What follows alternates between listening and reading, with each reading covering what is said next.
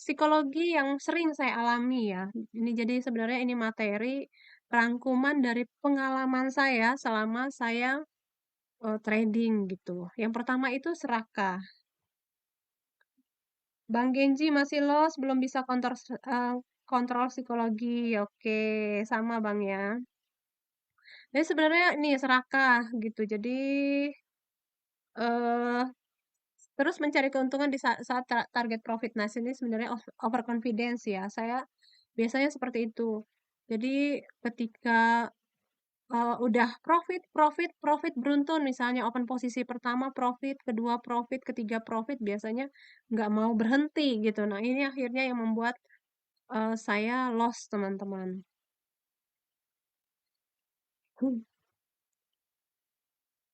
Oke, kemudian saya ya udah karena merasa overconfidence gitu ya, akhirnya overtrading.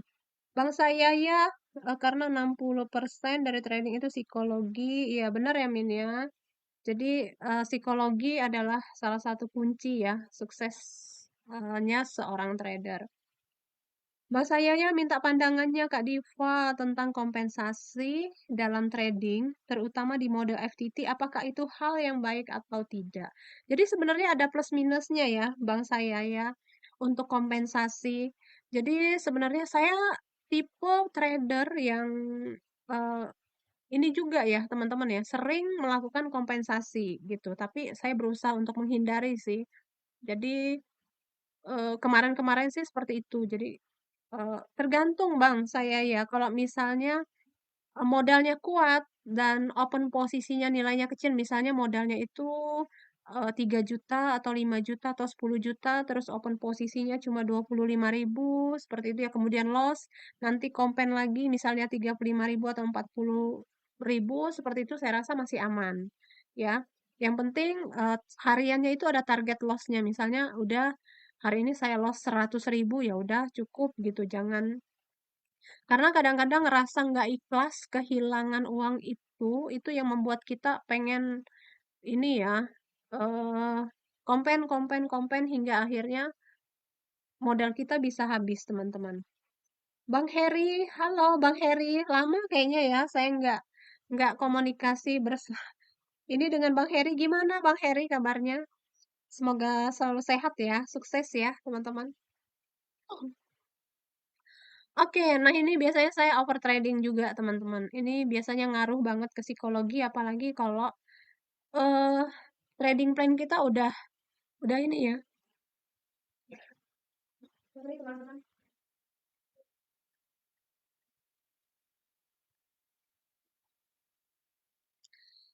Trading plan-nya udah dilanggar gitu. Nah, biasanya eh, overtrading seperti itu.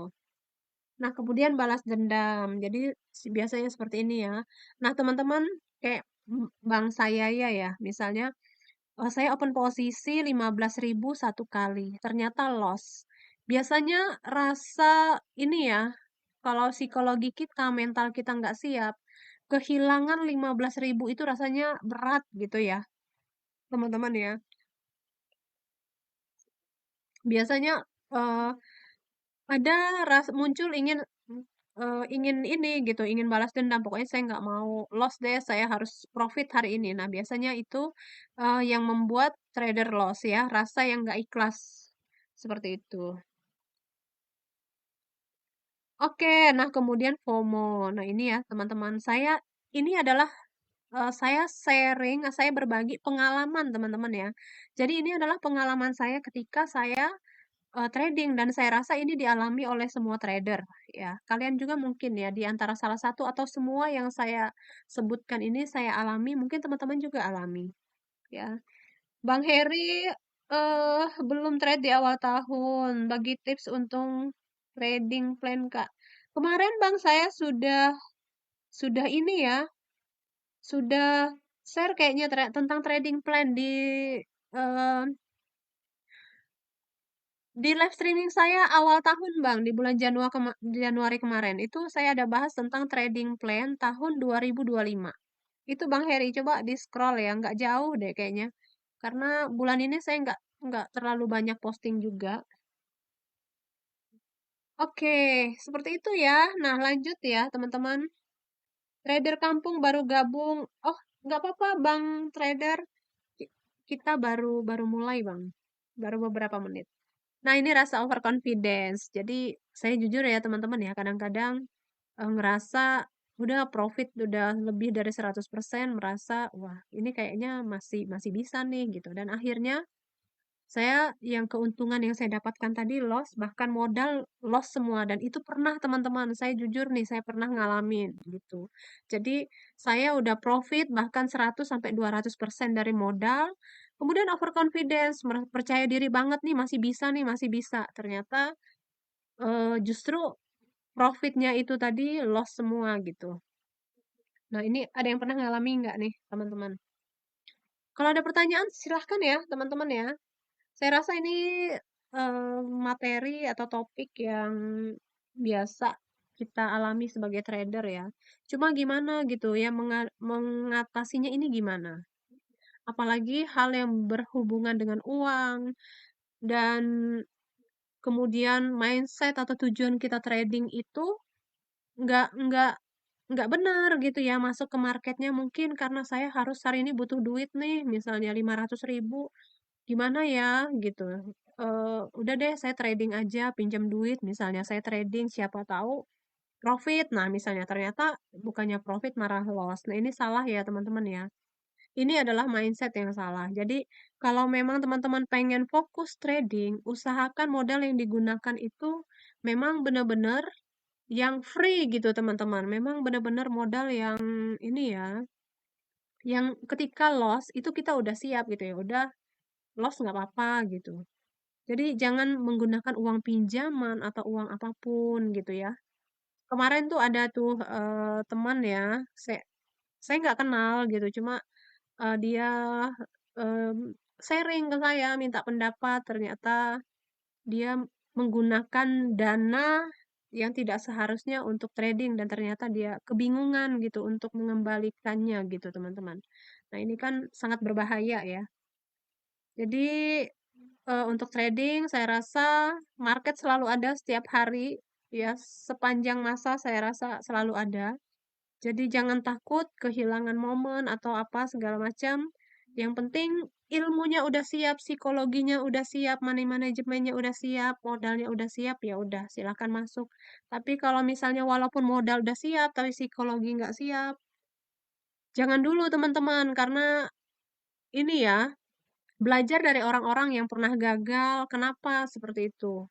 Jadi jangan mengulangi kesalahan yang pernah dilakukan oleh trader-trader yang ini ya, teman-teman ya, yang mengalami loss yang banyak.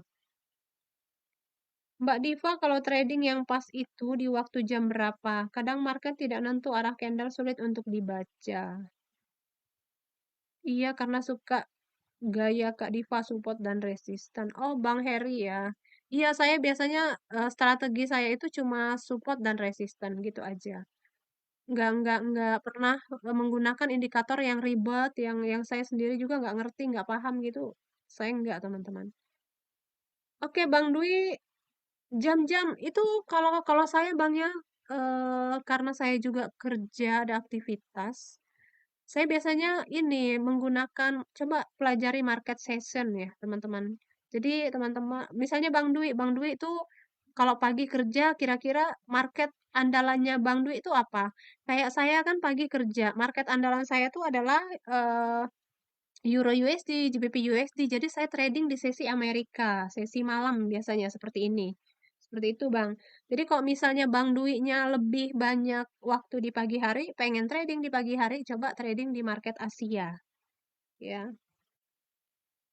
Seperti yang berpasangan misalnya dengan yen Jepang, seperti itu. Tips agar konsisten di dunia trading, Kak Div. Tipsnya sih sebenarnya ini ya Bang ya, standar aja.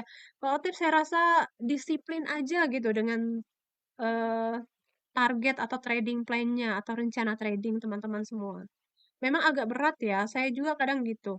Masuk ke market saya hari ini udah rencananya cuma pengen trading news jam 8 atau jam 9 misalnya gitu. Itu plan saya gitu ya. Saya pengen trading news jam 9 di market misalnya Euro USD. Udah itu plan saya gitu. Jadi ketika saya masuk market, saya nggak buka banyak aset, teman-teman.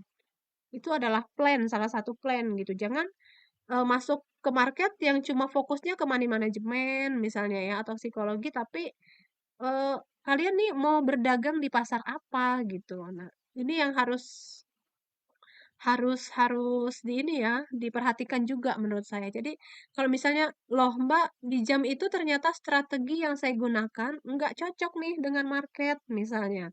Jadi gimana? Ya kalau memang nggak cocok dengan strateginya ya udah gitu, jangan maksa nyari aset-aset lain dan dicocok-cocokkan dengan strategi kalian gitu. Sementara sementara perlu diketahui juga ya teman-teman ya.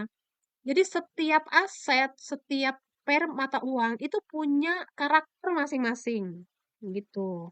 Ya, jadi punya karakter masing-masing. Misalnya Euro USD itu ada karakternya, GBP USD itu ada karakternya masing-masing gitu. Jadi kalau teman-teman nggak menguasai pasarnya, nggak menguasai asetnya, kemudian mencoba trading di situ, ya itu gimana ya? Potensi untuk profit secara konsisten mungkin agak agak berat gitu teman-teman. Jadi kalau teman-teman bisa lihat postingan saya rata-rata nggak pernah kayaknya saya trading di market yang berpasangan dengan Canadian dia apa CAD gitu ya. Dolar Kanada itu saya jarang banget. Nggak pernah kayaknya, Mak. Saya biasanya itu hanya trading di pair Euro USD, GBP USD, kemudian USD Jepang Yen. Kalau sesi Asia Eropa itu jam berapa? Pagi bang, pagi sampai siang gitu. Kalau malam kayak gini sesi Eropa, sorry sesi Amerika. Kalau nggak tahu mau dagang di pasar apa, gimana cara menentuinya Mbak? Bang Yani ya, kalau nggak tahu mau dagang di pasar apa, gimana cara nentuinnya Mbak? Jadi kalau menurut saya ya Min, saya sebenarnya tuh kita sebagai trader harus punya ini ya. Harus punya pair atau aset andalan sih kalau menurut saya. Kamu aset andalannya apa? Misalnya saya lebih kayaknya nih saya setelah melakukan beberapa kali backtesting gitu ya, uji uji strategi saya ternyata strategi saya ini cocoknya di market index misalnya. Atau saya cocoknya di market apa misalnya ya, di sesi Asia atau apa gitu. Lihat winning rate-nya gitu teman-teman.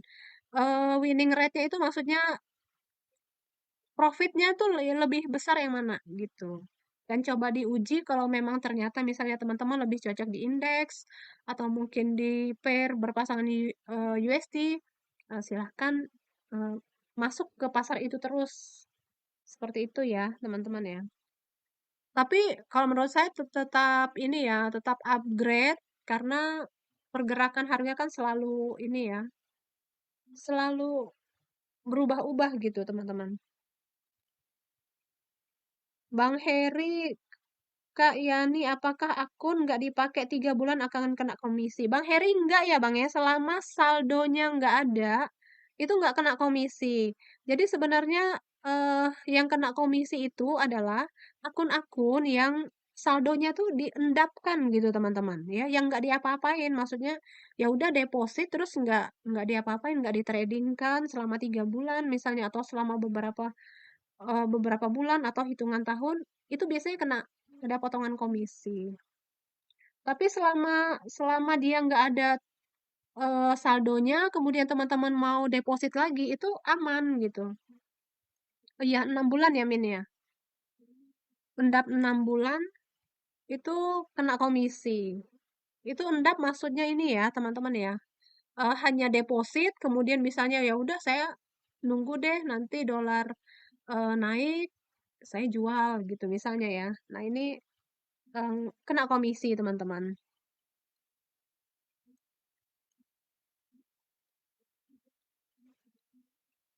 Kalau trading demo juga nggak apa-apa, tapi ini benar-benar 6 bulan nggak trade demo. Oh gitu ya Min ya. Jadi walaupun ada saldo, gimana Min? Walaupun ada saldo, kemudian dia nggak trade nih, udah disimpan aja nih saldonya di akun real, tapi Saya nanti tradingnya di akun demo aja, latihan akun demo itu kehitung gimana tuh? Kena nggak?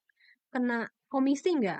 Misalnya saya punya nih $1.000, saya taruh aja nih di akun saya di mata uang USD. Tapi saya nunggu USD naik nih, nanti saya withdraw gitu. Tapi saya eh, pakai akun demo untuk pelatihan. Nah itu gimana? Kena komisi nggak? Oke, Mbak Angel. Halo Mbak Angel. Selamat malam, thank you udah hadir.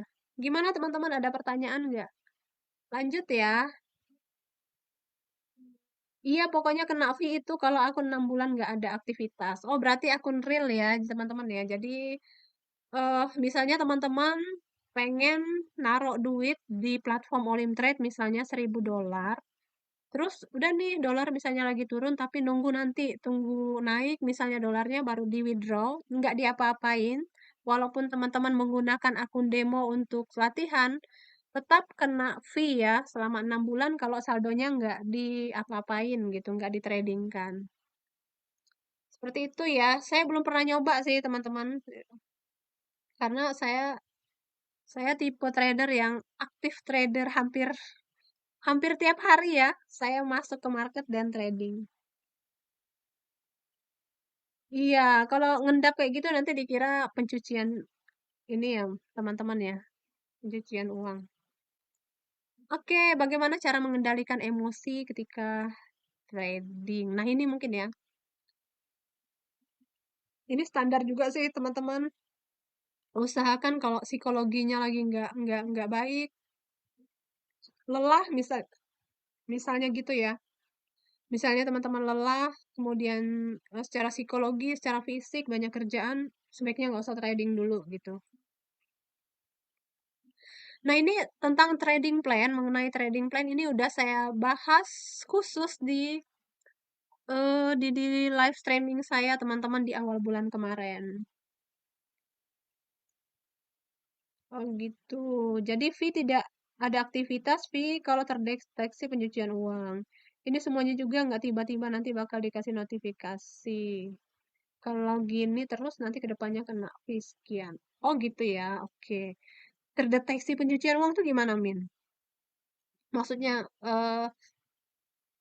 terdeteksi pencucian uang. Apakah misalnya kayak kita barusan deposit nih pagi ini $1.000, nggak nyampe sejam, saya withdraw lagi itu masuk ini nggak? Yang kedua nggak? Disiplin dengan trading plan. Nah ini untuk trading plan bisa teman-teman ya, ada live streaming saya di awal bulan, silahkan dicek. Nah, tahu kapan harus berhenti. Jadi, kita berhenti teman-teman ketika mengalami loss paling nggak 2 kali deh ya, 2 kali atau paling nggak 3 kali. Itu usahakan stop dulu teman-teman, karena pasti kena ke mental gitu. Pengen balas dendam pasti. Kemudian saat profit, stop teman-teman. Profit misalnya target profit udah tercapai ya udah jangan kepedean, jangan terlalu overconfidence gitu ya, terlalu percaya diri. Udah stop aja gitu. Karena ini saya share pengalaman ya teman-teman ya, karena saya pernah loss, dendam banget, habis saldonya kemudian masih ada duit misalnya di rekening, nggak udah deh profit ini lagi, deposit lagi, loss lagi, deposit lagi, seperti itu. Ini kalau nggak segera sadar ini bahaya nih teman-teman ya. Kemudian saat profit juga gitu. Jadi profit kita bisa ketarik semua apabila kita terlalu over trading. Oke, seperti itu ya, dan selalu evaluasi hasil tradingnya. Ada pertanyaan nggak? Kita diskusi aja ya, teman-teman ya. Oke, jadi dia deposit nggak trade langsung WD gitu. Oh, berarti ini bisa kena kena ini ya, teman-teman ya. Bisa kena fee. Oke. Iya, iya benar Min. Biasanya kena ke psikologi ya, teman-teman. Jadi kita topiknya psikologi malam hari ini. Ini saya sharing pendapat saya, teman-teman.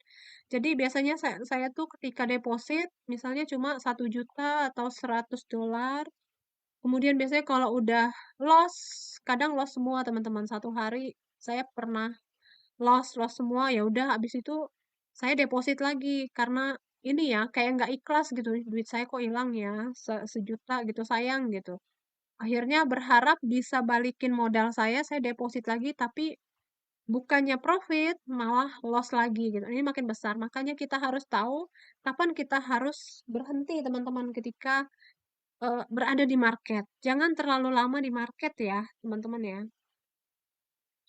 Kemudian ini langkah untuk bangkit dari kegagalan. Jadi kalau misalnya ya udah hari ini saya loss, ya udah tetap tenang gitu teman-teman. Tenang ini bisa tenang apabila kita menggunakan dana itu dana yang free ya, teman-teman ya. Tapi kalau memang dananya memang udah dana pinjaman atau dana yang memang nggak seharusnya kita gunakan untuk deposit, biasanya ini makin gelisah gitu ya. Makin gelisah dan biasanya mencari cara lagi gimana untuk bisa deposit agar uangnya itu bisa kembali. Ya, jadi tenang ya teman-teman ya. Eh, agar kita nggak mengalami loss yang lebih besar.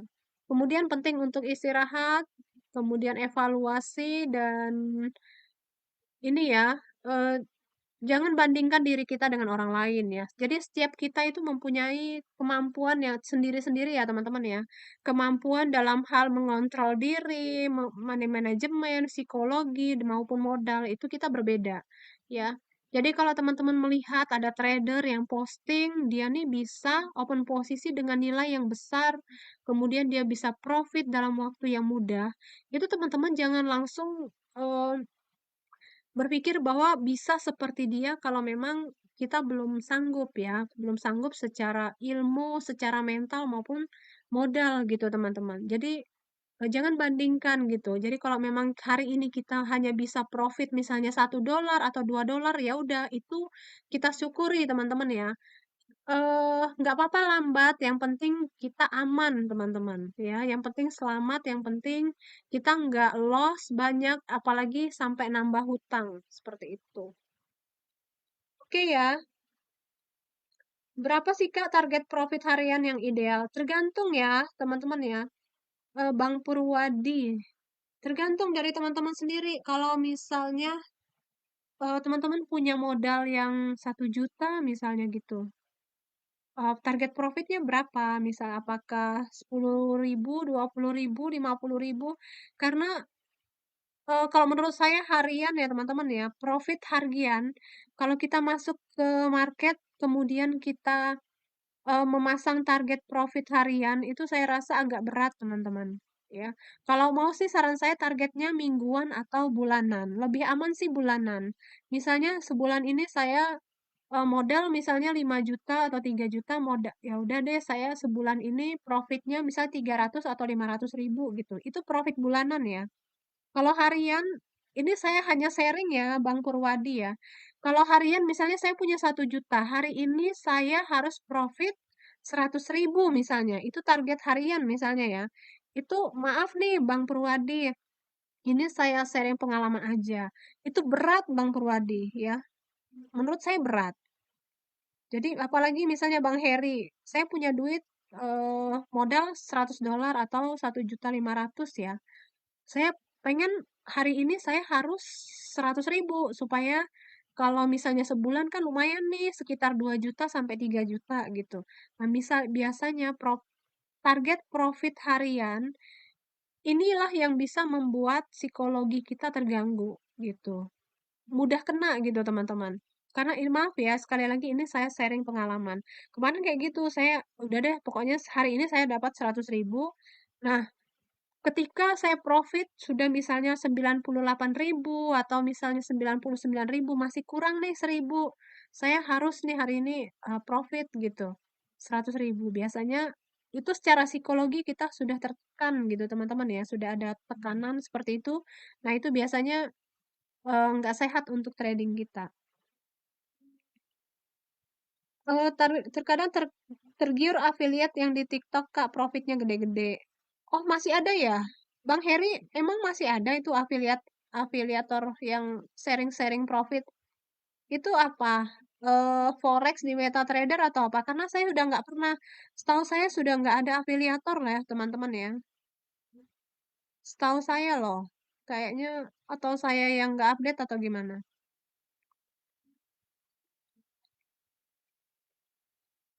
Oke, ada pertanyaan lagi nggak, teman-teman? Sampai di sini cukup ya.